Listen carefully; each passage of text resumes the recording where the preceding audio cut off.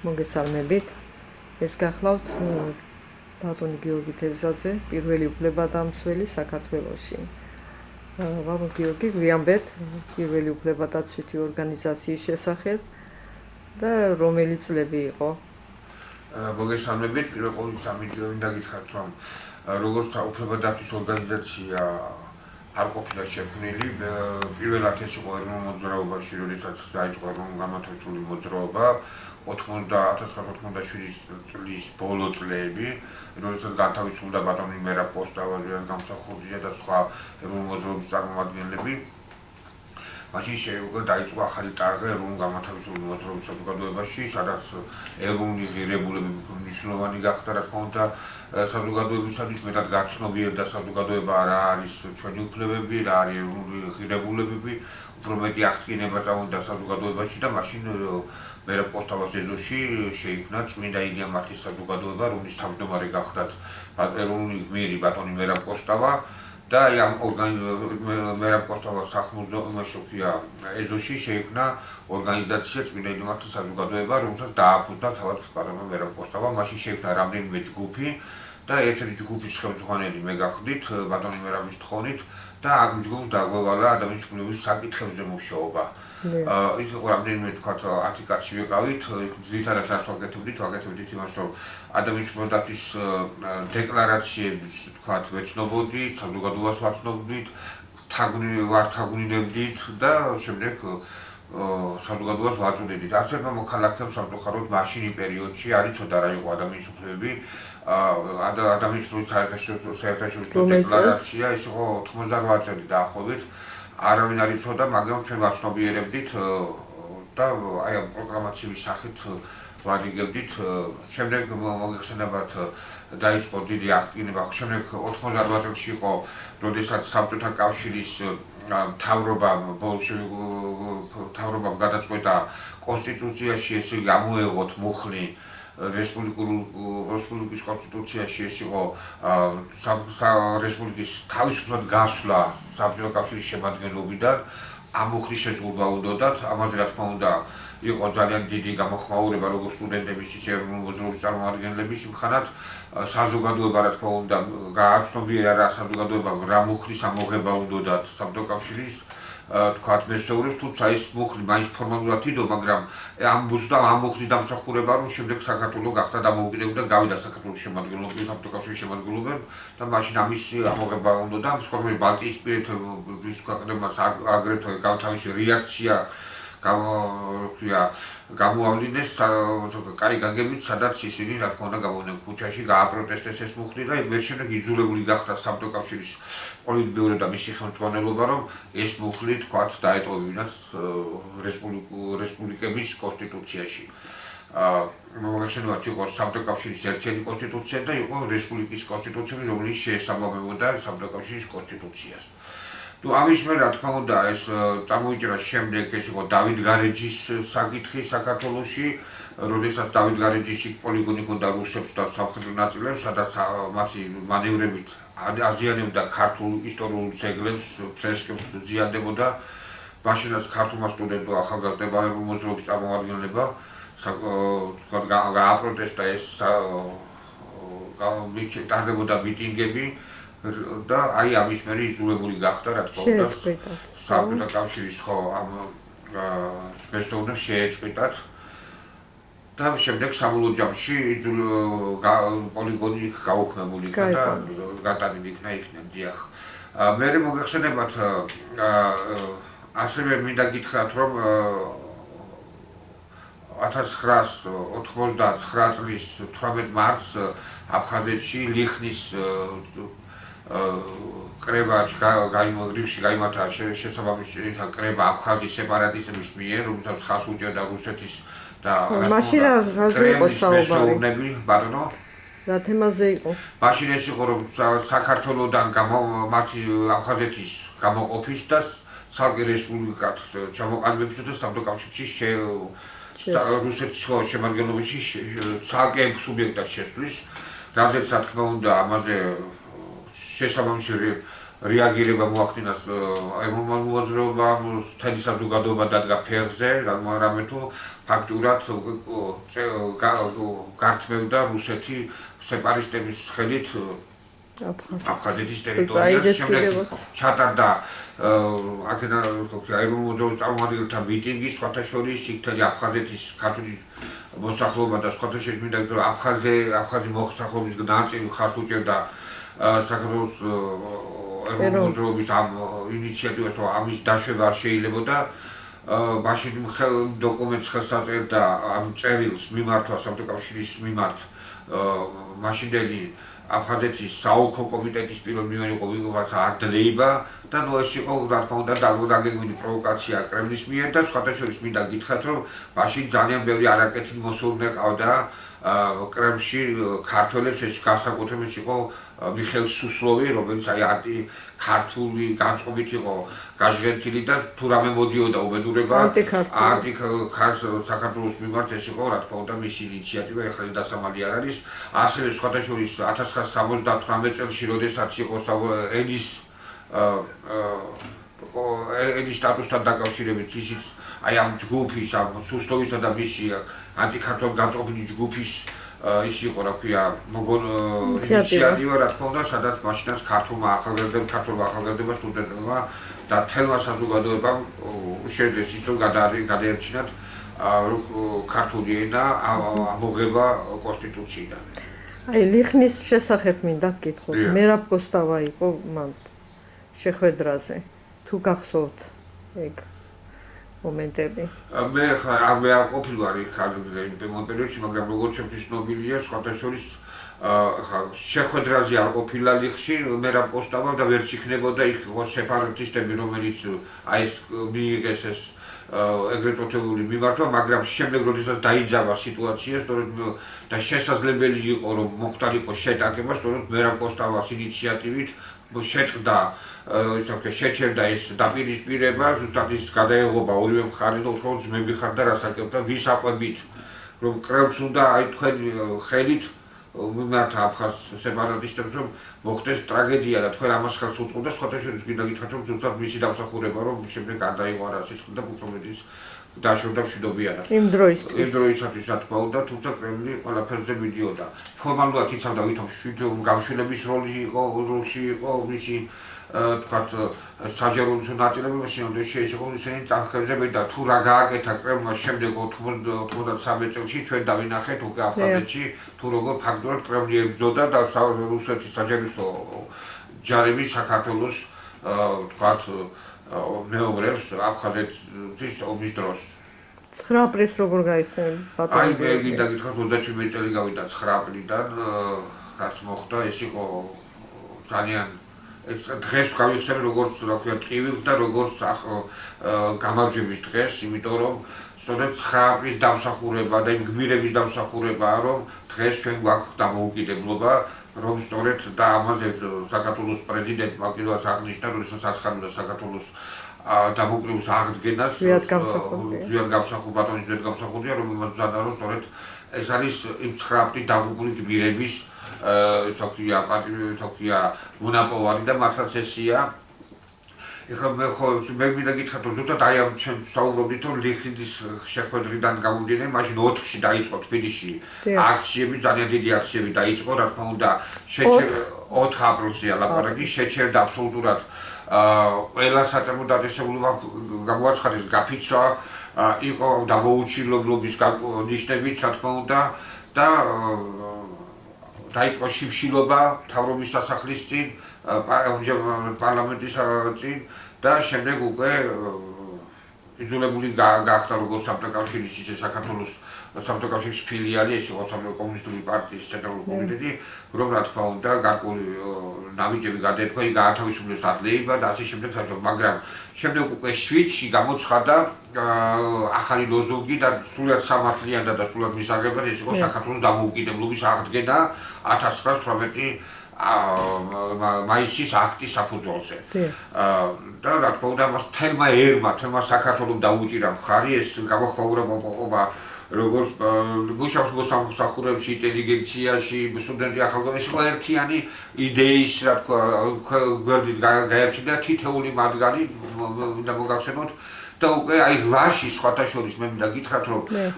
როდესაც ჩამოვიდა საბჭოთა კავშირის აი ეს სამხედრო ნაწილები და სპეცნაზი და ეს მინდა გითხრათ რომ ეს არ ვიცი ეს ჯალათები იყო ნამდვილად ჯალათები მათ ესეთი მანევრიც კი სცადეს რომ ტანკებით და დემონსტრირებით გაიარდნენ ქალაქის ქუჩებში და რა თქმა უნდა და გაატარეს ტანკები გაიარეს თვითონ აი შეა თავიანთი ჯგუფურად და ეგონათ რომ ამით შეაშინებდნენ ქართველებს. ჯალის დემონსტრირება. რა თქმა უნდა, ჯალის დემონსტრირება და შეაშინებდნენ ქართველებს პირიქით, ამას საპირისპირო შედეგი გამოიღო, არათუ თქვა შეეშინათ და დაიშალნენ, პირიქით უფრო მეტად გაერთიანდა და უფრო მეტი ხალხი მოვიდა, მათ ქართული ბუნება არ იცოდნენ. აი აშკარად გამოჩნდა რომ არ იცოდნენ ქართული სულის ბუნება. ქართული შინაგანი შივაშკაცი და აი ხოლო 9-ში უკვე გამთენიისას მოგეხსენებათ შემდეგ მოხდა ამის მოწყალო დარბევა. ხოლო მაგნამდე მე მინდა გითხრათ რომ მოვიდა საქართველოს პატრიარქი ის უწმინდესობა უნეტარესობა რომელმაც ბრძანა რომ ის რა ქვია აი პატრიარქმა ხო თქვა რომ დაიშალეთ საშიშროება მოსავალ პატრიარქმა მიმართ რა თქმა უნდა მიმართა თქვენი აზრით დაიშლებოდა ხალხი მე მინდა გითხრათ რომ მიმართა მე მდგომ აქციის 100,000-ობით აქციის მონაწილეს და უთხრას რომ აი ბრიგადა ლოცვა კუთხეობას გადავიდეთ მაშინ რა ტაძარში მე ახლა მაცნობის რომ ესე იგი საშიშროება სულ რამდენიმე წუთია წუთი გადარჩა და ასე შემდეგ და აქციის მონაწილეობა თქვენს რომ არა ჩვენ ფიცი გვაქვს მიცემული და არ დავიშლებით ეს იყო არა იმიტომ თქვენს რომ მაგალითად არ დაუჯერეს საქართველოს პატრიარქს რომელიც შემდეგ ზოგიერთებს მუნდოდათ აი ესე შეეფუთა და წარმოეჩიათ რომ აი არ დაუჯერეს პატრიარქს არა ეს იყო შინაგანი გამოძახილი თითოეული ქართველის აი ამ გავდა სხვაგვარად არ ძალმიც აი ზუსტად ეს იყო და არ დაიშლებოდა იმიტომ ეს თითოეული ადამიანის განწყობა იყო რომ იქ უნდა მდგარიყო იქ წყდებოდა საქართველოს სხვა დიდი დღე იქ წყდებოდა საქართველოს მომავალი და ამიტომ ეს თითოეულს ჰქონდა შეგნებოდა მე მინდა გითხრა მეც იქ ვიყავი ერთ-ერთი მათგანი 9 აპრილს რომელსაც დავზარა ისე ქვია რუსის ხელკეტი რკინის ხელკეტი მე ვიგემი აგერ თავის არეში და შემდეგ გაჩიშვილი გადამიყვანეს ქაშვერში პირველ სართულზე პირველ ისე ქვია იქ ორ სართულიანია ის სამლოცველოში და როდესაც თვალები გავახილე უკვე ვიყავი სასწრაფო იმაში მანქანაში და ჯერ რესპუბლიკურ საავადმყოფოში გადამიყვანეს შემდეგ გადამიყვანეს არამიანის საავადმყოფოში და აი ასე თქვენი აზრით ლიდერებს რო ეთქვათ ხალხისთვის დაიშლებოდა ხალხი ერთ ლიდერები არ მგონია არ ეთყოდნენ იმას რომ თვითონაც აცნობიერებდნენ ამას რომ ეს იყო უდიდესი წამები საქართველოს ისტორიაში და შემდეგ რომ თქვათ რა თქმა უნდა პატრიარქს უთხესო ფიზიკა მიცემული და ხა მე მგონი არ იქნება ნუ არ დაიშლებოდა ეს იყო შინაგანი მოთხოვნა თითოეული მოქალაქის გადაიმდა რომ პატრის არჩევანი არ დაუჯერებდნენ მაგრამ ეს იყო ერთიანი აღთქმება მე მახსოვს საქართველოს ეროვნული ლიდერის უდიდესი პიროვნების მერაბ კოსტავას ასეთი სიტყვები რომ საქართველოს ისტორიაში ყოფილა დიდებული წამები და ეს წამი არის ერთ-ერთი უდიდესი როდესაც ამ 70 წლის მანძილზე ამ ტანჯოსა და ვაებაში ამ სისხლის გროში პირველად ასე შეკრული ასე მთლიანი წარმოდგა ქართველი ერი ღვთისწინაშე და რა თქმა უნდა გაერთიანებული იყო და შემდეგ ამის მერე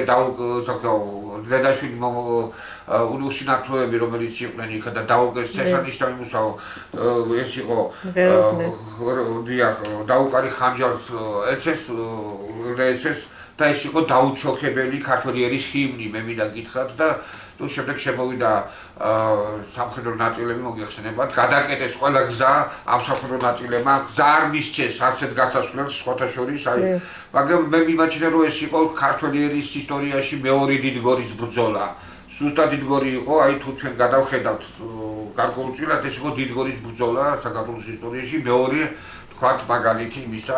რაც მოხდა საქართველოს ისტორიაში 9 აპრილის შემდეგ როგორ დაიწყო აი ადამიანის უფლებების დაცვა? მე მინდა გითხრა რომ ქართული ერის ინტერესები 9 აპრილის მერე ფაქტობრივად უკვე საქართველოს ცენტრალური კომიტეტი და საბჭოთა კავშირის ფილიალი ვეღარ მართავდა ქართულ ხალხს მათ დააკარგეს ყოველგვარი კონტროლი საქართველოს თქვა მართვა-გამგეობაზე. უკვე ფაქტიურად ეროვნული მოძრაობა საზოგადოება გამოიღვიძა სხვათა შორის მე და ეკლესიამაც გამოიღვიძა იმ პერიოდში უკვე ნათლობები იმართებოდა რაც მანამდე დევნიდნენ და აკრძალული იყო გარკვეულწილად სულიერად გამოიღვიძა გამოიღვიძა ქართველმა სულიერად უკვე ეროვნული ღირებულები მათთვის იყო უნიშნულოვანესი რომ მეტი ყურადღება ეხსეოდა ქართულ ისტორიას საქართველოს ისტორიას ადრე თუ ასწავლიდნენ საბჭოთა ისტორიას ლენის მარკს Engels და ასე შემდეგ ეს მარაზმი ჩამოიშალა რა თქმა უნდა აღარ ისწავლებოდა და უკვე ისწავლებოდა მეტი ყურადღება საქართველოს ისტორიას ქართული ენის ქართული სიტყვის დაცვა უკვე მნიშვნელოვანი გახდა შემდეგ მე მინდა გითხრათ რომ თვითონ უკვე ახალგაზრდობაში უკვე მისწრაფება იყო ეროვნული ღირებულებისაკენ უკვე მომავთაობები იზრდებოდნენ ღირებულებისაკენ და თქვენ მოგეხსენებათ ყველაზე მთავარი საქართველოს ისტორიაში ასევე განხორციელდა ეს იყო 1990 წლის 31 მარტს როდესაც ჩატარდა რეფერენდუმი ერთადერთი კითხვით აღდგეს თუ არა თანახმახარ თუ არა აღდგეს საქართველოს დამოუკიდებლობა 1918 წლის დამოუკიდებლობის აქტის საფუძველზე და საქართველოს 97%-მა მეტმა მხარი დაუჭირა აი ამ დამოუკიდებლობას მე მინდა გითხრათ რომ ეს იყო აფხაზეთის ის იყო რა ქვია სამაჩაბლოს ოსი მოსახლეობას ხაზ უჭერდა მონაწილეობით რა თქმა უნდა და შემდეგ 9 აპრილს უკვე გამოცხადა საქართველოს დამოუკიდებლობა. ეს იყო უდიდესი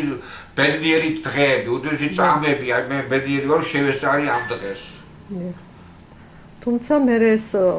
ალბათ ისტორიაში შავლაკად დარჩება 90-91-იანი წლები. სამოქალაქო დაპირისპირება. არა, 90-იანი წლები არ ყოფილა, იყო 92 წელი. 12 წელი ეს სამოქალაქო დაპირისპირება არ ყოფილა, ეს იყო პუჩი. პირდაპირ მინდა განმაცხადო, არავით არის სამოქალაქო დაპირისპირება, არა სამოქალაქო დაპირისპირება როგორ იქნებოდა, როდესაც თბილისის ცენტრში პუჩისტები რუს იარაღს ესროდნენ საქართველოს პრეზიდენტ თავრობის სახლს და ამ დროს აგერ ვარკეთილში რესტორანში შედიოდნენ, ქეიფობდნენ. სხვადასხვა ის არის ეს იყო პუჩი რუსეთმა ქართველი მოღალატეების ხელით მოდი თქვათ გარკვეული ზოგი გაცნობიერებას გაუცნობიერებლად მერე შეუერთდა აი ამ ჯგუფებს და დაიწყეს რა თქმა უნდა კანონიერი ხელისუფლების დამხობა და რა თქმა უნდა მე მინდა გითხრათ რომ დღეს თუ რამე უბედურება გჭირს საქართველოს თუ ჩვენ დღეს რაღაც ტანჯვაში და წამებაში ვართ და გამოვიარეთ ის 90-იანი წლები რომელსაც თქვენ იზარდეთ 92 წლის შემდეგ როდესაც შეიქმნა ბანფორმირებები, როდესაც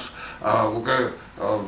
მიტინგები იხვრიდებოდა. არა, იხვრიდებოდა უკვე პუჩის მიერ. რატომ? ისე ხალხი გამოდიოდა ტოტალური ადამიანის დაცვისათვის გამოდიოდა პატრიოტი ადამიანები, რომელიც იცავდნენ კანონიერ ხელისუფლებას, კანონიერ პრეზიდენტს და მათ უკვე პუჩი ხვრიტავდა, ეს იყო სამგურის მოედანზე მოგეხსენებათ, შემდეგ იყო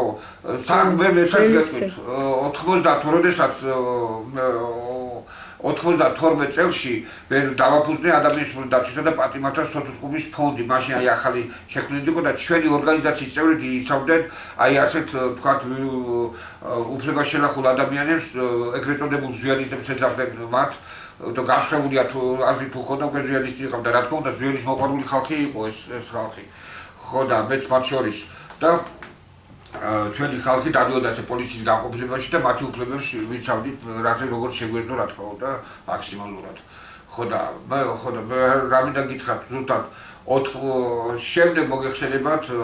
უკვე აფხაზეთში პუჩისტების მიერ შეყვანი როდესაც შევიდნენ უნდა დაეცვათ ის კიდე ესეც იყო რუსეთის პროვოკაცია რა თქმა უნდა მათ მიერ ამათი ხელით გაკეთებული და შემდეგ მოგეხსენებათ შედეგებსაც ვხედავთ და დროებით დავკარგეთ აფხაზეთის იურისდიქცია, აფხაზეთში საქართველოს იურისდიქცია. ხო, რაც შეეხება ადამიანის დაცვის საკითხებზე თქვენ მე გითხრობთ, ხო, ეს ჯგუფი როდესაც შეიქმნა 87-ის ბოლოს 88 წელში წმინდა მართლმსაჯულებში შემდეგ უკვე შეიქმნა ამ ჯგუფი რამდენიმე სექტორი შეიქმნა, მოდი ვთქვათ და ამის მერე უკვე შეიქმნა ადამიანის დაცვის კომიტეტი. წმინდა ილია მარხის საზოგადოებაში და ამ კომიტეტის თავმჯდომარე გახდით მე 91 წლის ბოლომდე უჩამდე. ახლანდელი გადმოსახედიდან როგორ ფიქრობ, შეძელით იმ პერიოდში ადამიანის უფლებების დაცვა? მე მინდა გითხრათ, რომ მაშინ ჩვენ შეუძლებელს ვძლებდით, როდესაც ქვეყანაში გამეფებულია უკანონობა, როცა პუჩისტები სამკაციანი პუჩისტის განუკითხაობა ქვეყანაში, როცა ესე იგი ქუჩაში ხალხს აკაჩაღებენ, როცა უკანონოდ ვარდებიან გასხოვული აზრის გულისათვის სახლებში, აკავებენ, ათავისუფლებენ უდანაშაულ უკანონოდ გასხოვული აზრის გულისათვის სამუშაო და რა თქმა უნდა ჩვენ მაშინ ყველაფერს ვაკეთებდით. მეცაც გეტყვით, დაკავებული იყო მაშინ ირაკლი დოკვაძე, გელბახიანი ცრუ ბრალდებებით უაღრეს სასამართლოში, სადაც ჩვენი წარმომადგენელი იცავდა მათ სასამართლო პროცესზე, რომ ადვოკატებიც იყო ჩართულები. მე თვითონ პირადად შექმნილი იყო ასეთი დოკვაძისა და გელბახის გადარჩენის კომიტეტი იყო მაშინ მე გია კერვანიშვილი სიკვდილმისილები კი სიკვდილმისილი იყო მაშინ და იმ კომიტეტის წევრიც გახდით და სხვათა შორის მინდა გითხრათ, რომ ძალიან დიდი როლი ითამაშა ამერიკის შეერთებულმა შტატებმა, მაშინდელმა უცხოეთმა, ევროპის ქვეყნებმა, რომ შემდეგ საქართველოში გაუქმდა სიკვდილით დასჯა და რა თქმა უნდა დღეს გათავის ბატონი ირაკლი დოკვაძე ისე პატიმრობაში უკვე სხვა ბრალდებით და რა თქმა უნდა და მისმა მისი ბრალდება კიდევ არის ძალიან ბევრ აფსუსებს შეიფარო და შეიცავს და გაუქმებენ როგორც იურისტი მის ადვოკატებს უცხო ვლაპარაკებდა და ბატონი მეგრელი გარდაიცვალა და სულ გაანაცვლეს. გასაგებია. დიდი მადლობა. მადლობა.